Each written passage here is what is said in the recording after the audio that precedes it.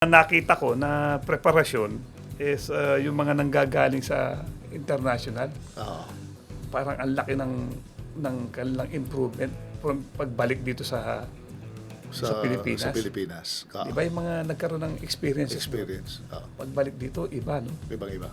Di ba? So siguro maganda rin yung siguro, try to pag-isipan niya yung sa abroad kasi he will be up against a bigger, heftier players, yung mga foreign imports aside from the Asian imports na I think na makakatulong din sa kanya para mag-improve pa more ang kanyang laro sa kanyang position. At syempre, para matry din niya. Okay, maglaro ng ibang posisyon wherein kasi dito sa UAP lock-in sa kanya yung posisyon niya yun eh. Pero pagdating doon sa abroad may mas malalaki sa kanya eh.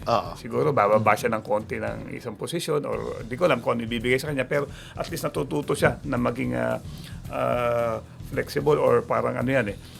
Tawag dito yung parang pwede ka rito, combo, pwede ka doon, di ba? Doon, malaking tulong para sa kanyang career, sa itataas ng kanyang laro.